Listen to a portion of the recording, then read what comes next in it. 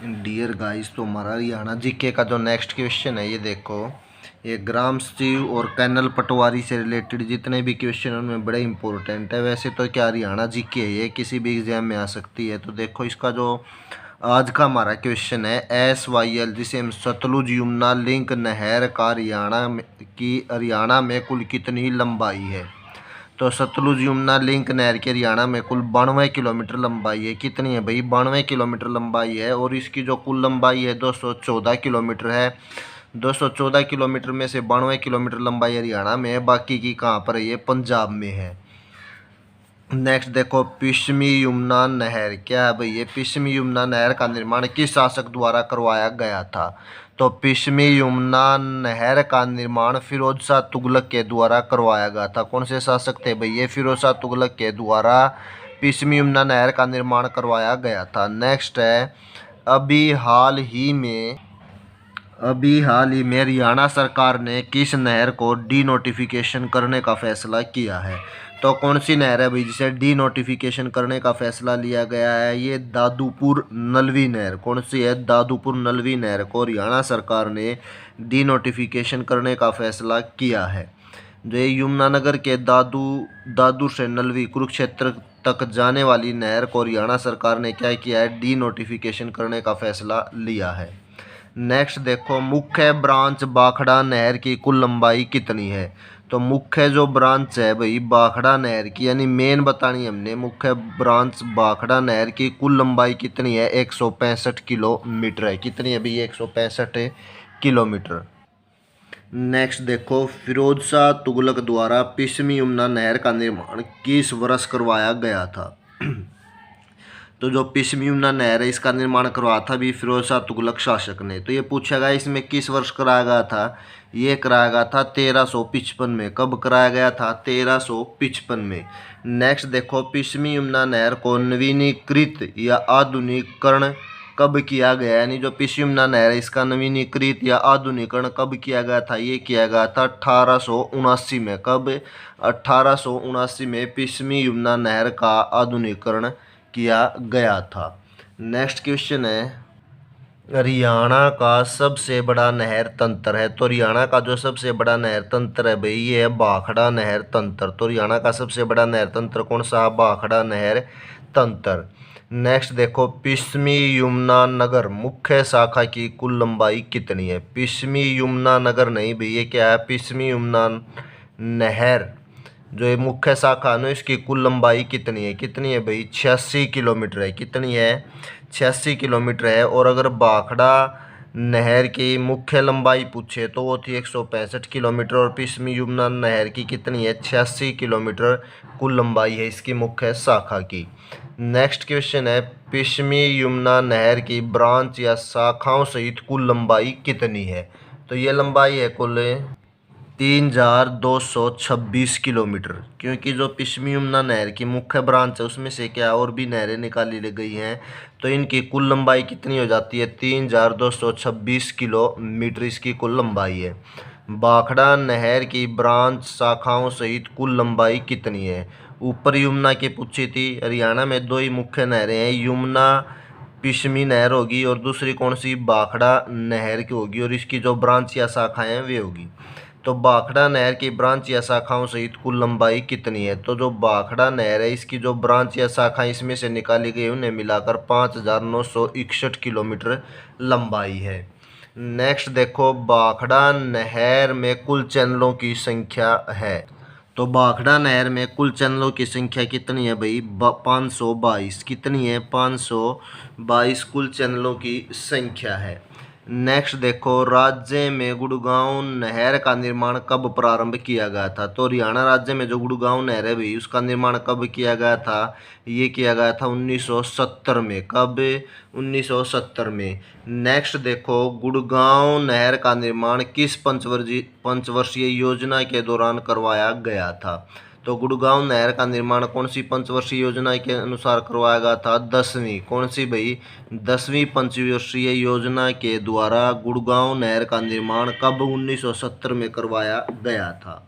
Next देखो, मुनक नहर के निर्माण के लिए हरियाणा व दिल्ली सरकार के बीच किस वर्ष समझौता हुआ था? तो जो मुनक नहर है भाई हरियाणा और दिल्ली सरकार के बीच ये जो समझौता हुआ था ये हुआ था 1996 में। कब हुआ था? 1996 में। यानी जो हरियाणा और दिल्ली सरकार के बीच ये मुनक नहर है, ये दिल्ली में क्या भाई इसके द्वारा पानी ले जाया जाता है, और दिल्ली की जो मतलब आबादी है उसकी बहुत सारी जो पानी की समस्या है मुनक नहर के द्वारा ही क्या है उनका समाधान किया गया है।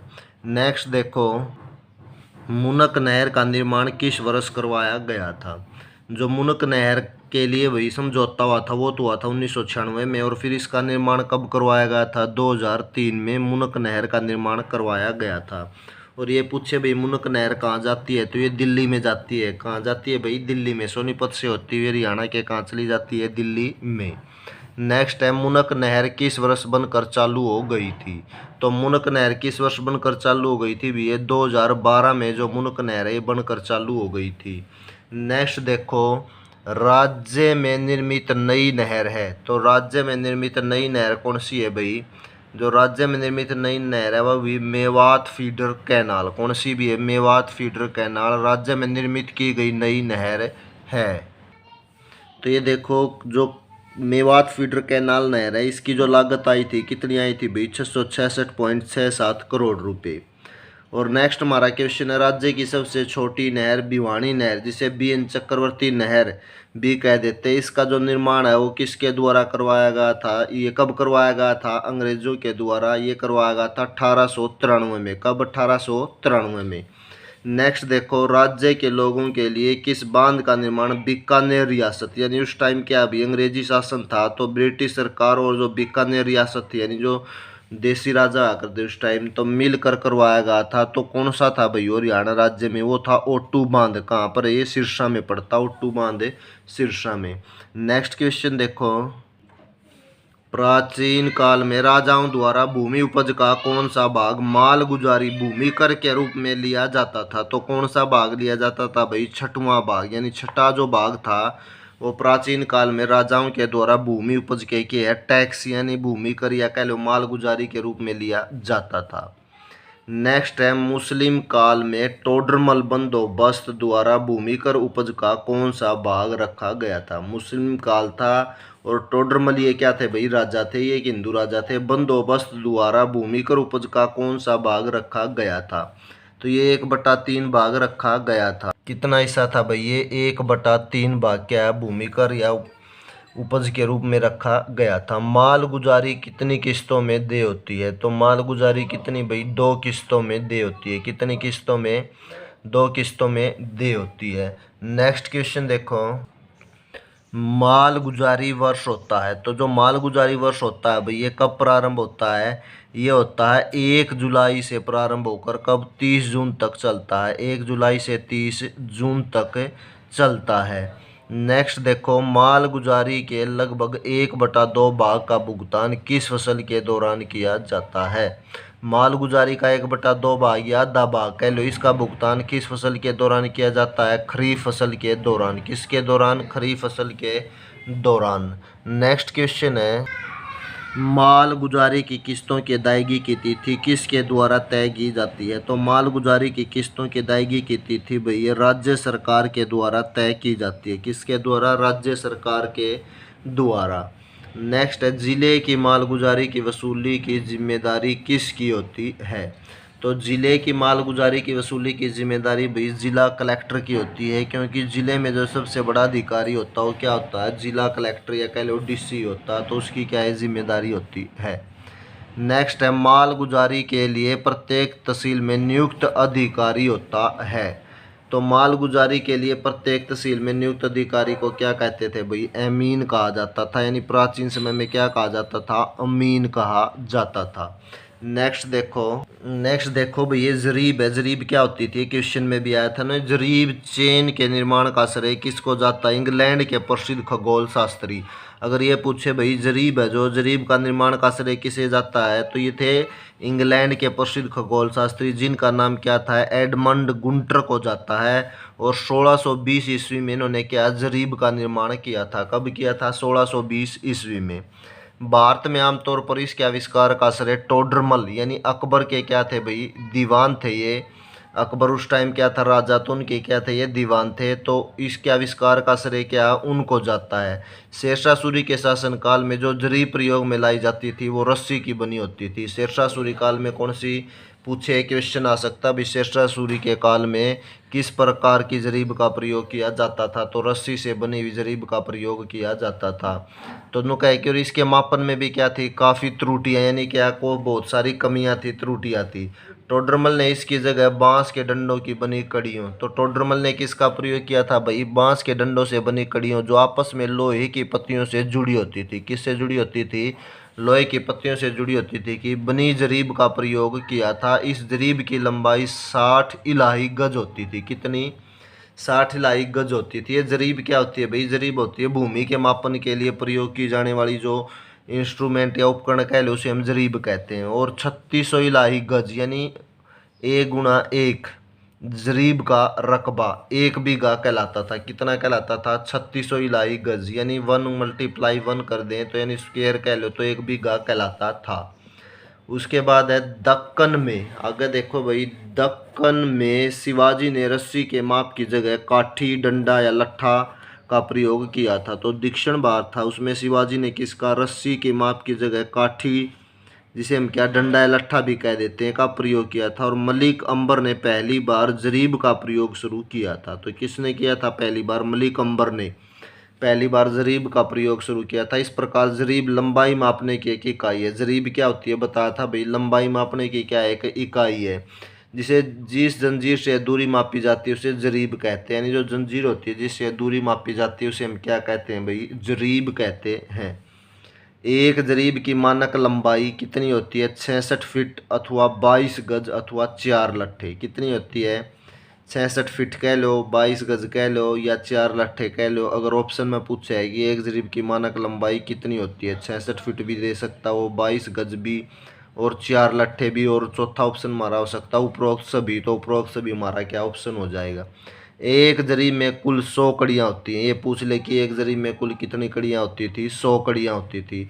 इस प्रकार प्रत्येक कड़ी की लंबाई कितनी थी, जो एक कड़ी हुआ करती उसकी लंबाई 0.6 फुट या 7.92 इंच होती है। कितनी होती है, 7.92 इंच। ये देखो भाई, ये जरीब के नीचे पिक्चर भी इस टाइप की होया कर दी है, जरीब सी है कड़ी बनी होया कर दी, तो इसे हम क्या भाई जरीब कहते हैं। नेक्स्ट देखो, जरीब के प्रकार हैं भाई, विभिन्न प्रकार के कार्यों में जरीब का प्रयोग किया जाओ तो कौन कौन से कार्य में देखो। गुंटर सर्वेक्षकों की जरीब, इस जरीब का प्रयोग मुख्यतः सर्वेक्षण और रकबा मापने के लिए किया जाता है। गुंटर्स जरीब की लंबाई 66 फीट होती है। इस जरीब के अनुसार एक जरीब चौड़ा और 10 जरीब लंबा खेत 1 एकड़ होता है। जो ये जरीब होती थी भी पहले, तो 10 जरीब लंबा और कितना भाई, इस जरीब के अनुसार एक जरीब तो चौड़ा और 10 जरीब लंबा खेत ने क्या बोला करते, 1 एकड़ बोलते थे। इस जरीब में कुल कड़ियों की संख्या 100 होती है। कुल कितनी कड़ी होती थी इसमें, 100 होती थी। गुंटर्स जरीब को सर्वेक्षकों की जरीब भी कहा जाता है। तो जो गुंटर्स जरीब है इन्हें क्या है, सर्वेक्षकों की जरीब भी कहा जाता है। नेक्स्ट देखो, हमारी जो दूसरी है ये है रैम्सडेन, क्या बोलते हैं भाई इसे, रैम्सडेन या इंजीनियर्स जरीब। इस जरीब की लंबाई 10 फीट होती है। कितनी होती है, 10 फीट। इसमें प्रत्येक कड़ी 1 फुट की होती है और जो कड़ी होती है उसकी लंबाई कितनी होती है, 1 फुट की। और इस जरीब की लंबाई 100 फीट होती है और एक जो कड़ी होती है उसकी लंबाई कितनी होती थी, 1 फीट होती है। और हर 10 कड़ी के बाद एक फूल का टैग लगा होता है। देखो रैम्सडेन या इंजीनियर जरीब्स, ये बता दिया भाई, लंबाई इसकी 100 फीट होती थी और प्रत्येक कड़ी 1 फुट की हुआ करती इसके अंदर, और हर 10 कड़ी के बाद एक फूल का टैग लगा करता जिस पर दाइयों का उल्लेख होता था। उस फूल टैग पर क्या भाई, दाइयों का उल्लेख होता था। फिर तीसरे प्रकार की आएगी हमारी मीटर या मीटरी जरीब बोलते हैं। मीटर जरीब 5, 10, 20 तथा 30 मीटर लंबाई में उपलब्ध होती थी। ये 4 टाइप में हुआ कर दी, 5 मीटर की लंबी, 10 की, 20 की और 30 मीटर की लंबाई। प्रत्येक मीटर पर फूल का टैग लगा होता है। 20 तथा 30 मीटर की जरीबों में प्रत्येक 5 मीटर पर गोल छल्ला लटका होता था। जो 20 और 30 वाली हुआ कर दी भाई, इसमें तो जो 5 मीटर की डिस्टेंस या दूरी कवर हो जा कर दी तो उस पर गोल छल्ला लटका होता था। नेक्स्ट देखो भूमि मापन जरीब। नेक्स्ट कौन सी आएगी भाई, भूमि मापन जरीब कह लो या रिवेन्यू जरीब कह लो। नई, यह दो प्रकार की होती है, 33 फीट लंबी या 11 गज लंबी कह लो। 165 फीट लंबी और 55 गज लंबी। इसे रिवेन्यू चेन द्वारा मापा गया एक वर्ग जरीब क्षेत्रफल 1 × 1 जरीब का रकबा 1 बीघ 20 के बराबर होता था। कितना होता था भाई, 165 फीट लंबी या गजों में करें तो 55 गज लंबी। इस रिवेन्यू चेन द्वारा मापा गया एक वर्ग जरीब क्षेत्रफल 1 × 1 जरीब। अगर हम लंबाई और चौड़ाई दोनों को 1/1 मल्टीप्लाई में मापे तो वह 1 बीघ या 20 या 20 के बराबर होता था। नेक्स्ट देखो जरीब के बारे में कुछ रोचक तथ्य हैं भाई। जरीब लोहे की कड़ियों से बनी होती है। किससे बनी हो पूछा जाए तो लोहे की कड़ियों से। और इसके दोनों सिरों पर क्या भाई, दो पित्तल के हैंडल बने होते हैं। और 10 जरीब की दूरी 1 फरलांग के बराबर होती है। 10 जरीब की दूरी कितनी भी, 1 फरलांग के बराबर होती है। और 80 जरीब की दूरी 1 मील के बराबर होती है। 1 मील में कितने भाई, 1.609 किलोमीटर होते हैं। 1 मील में कितने, 1.609 किलोमीटर होते हैं। ये देखो ये जरीब यहाँ दिखाई भी गई है। दोनों तरफ क्या इसके पीतल के क्या लगे हुए हैं, हैंडल लगे हुए हैं। और ये क्या है भाई, लोहे की कड़ियों से बनी हुई है। ठीक है, तो इसमें कितनी होती है भाई, ये लोहे की है लगभग ये 100 होती है। कितनी होती है, 100 होती है इनकी संख्या।